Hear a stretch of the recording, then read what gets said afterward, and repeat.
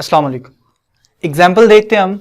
Charles slab ने पढ़ा है तो उससे रिलेटेड एक न्यूमेरिकल है जिसमें क्वेश्चन मैं आपको पढ़ देता हूँ, आपने देख भी लिया होगा क्वेश्चन। तो इसको कहता है कि 250 centimetre cube of hydrogen is cooled from 127 degree centigrade to -27 degree centigrade.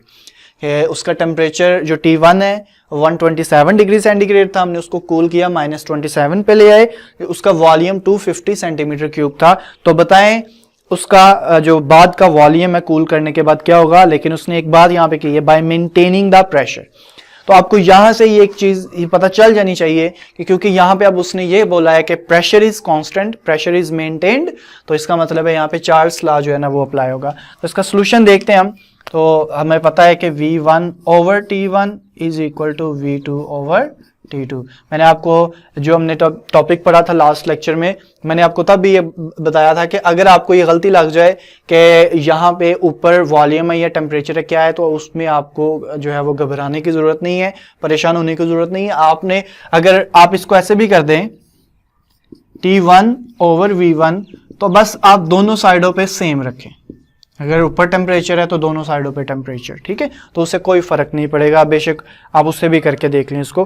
तो इसके लिए आपको सबसे पहले ये ध्यान रखना है कि जब भी आपने कैलकुलेशंस करनी है तो जो टेम्परेचर है वो डिग्री सेंटीग्रेड में, उसको आपने केल्विन में चेंज कर लेना है।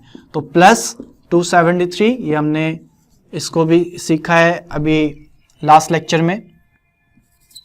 तो आपने जो है ना इसको इसमें कन्वर्ट करना है, तो ये आपके पास आ जाएगा 400 केल्विन, जबकि ये कन्वर्ट होके आ जाएगा 246 केल्विन। तो जस्ट आपने अब क्या करना है, इसमें वैल्यूज पुट करनी है। तो V1 है आपका 250 डिवाइडेड बाय T1 है 400 इज इक्वल टू, अब आपने V2 फाइंड करना है, जबकि T2 है आपका 246। इसको दूसरी साइड पे ले जाएं, 250 ओवर 400 मल्टीप्लाइड बाय 246, तो ये आपका आ जाएगा V2। तो आंसर जो आपका आएगा वो आएगा 153 सेंटीमीटर क्यूब। इसमें आपने एक चीज देखनी है, वो ये है कि आपका जो V1 था ना वो सेंटीमीटर क्यूब में था। इनका जो है यूनिट सेम है, ये भी केल्विन ये भी केल्विन, यूनिट कैंसिल हो जाएंगे। एंड पे जो यूनिट बचेगा वो सेंटीमीटर क्यूब बचेगा। अगर आप ये देखें कि बुक पे उसने कैसे किया हुआ है, तो उसने पहले इसको डेसीमीटर क्यूब में कन्वर्ट किया, फिर आंसर डेसीमीटर क्यूब में आया, फिर उसको सेंटीमीटर में कन्वर्ट किया। तो अगर आप इसको सेंटीमीटर क्यूब में रहने दें, अगर दो टेम्परेचर हैं गिवन है, तो आपको दोनों को सेम यूनिट में लेके आना पड़ेगा।